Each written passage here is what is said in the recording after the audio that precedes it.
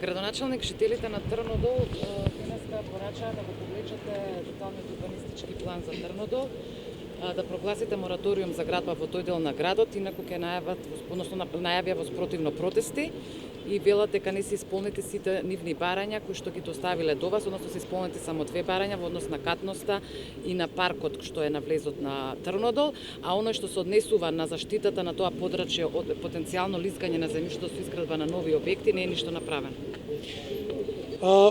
Ја користам приликата ви бидејќи прашавте.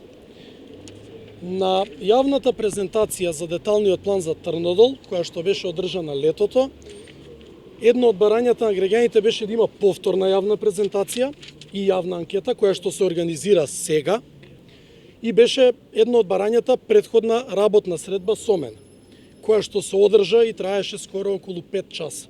Од таа работна средба произлезе записник подпишан од градоначалникот, од мене, од вработени во градот Скопје, кои што исто беа на состанокот, и од 7 представници на населбата, каде што евидентно е нотирано што се од барањата е прифатено, односно прифатени се сите суштински барања.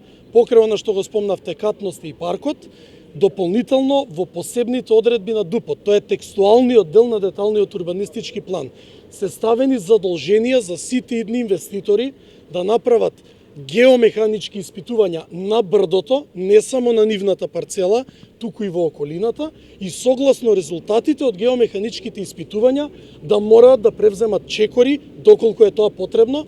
Какви чекори? Тоа подразбира шипови, односно столбови, подпорни ѕидови и слично. Таман работа некој да дозволи, дали општината, дали градот, дали Министерството за транспорт, каде што во финална фаза оди предлог деталниот план, да има таму некаква несреќа. Апсолутно тоа се невистини. Мене ми е жал што денес во медиумите излезе информација дека ќе се гради населба над Трнодол и над Жданец. Апсолутно. Предлог деталниот план кој што е сега на јавна анкета воопшто не го третира делот кој што е над Трнодол и Жданец. Тоа е апсолутно лажна вест.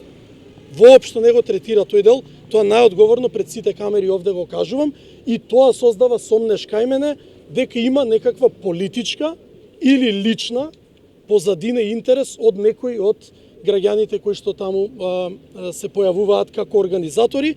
За жал, има добар дел од граѓаните кои што беа на почетокот вклучени и беа прилично стручни на темата на урбанизам. За жал, тие сега се повлекоа од целата таа работна група, бидејќи ги почувствуваат тие манипулации кои што се случуваат во позадина. Апелирам до граѓаните на Трнодол, воопшто нема за што да се грижат.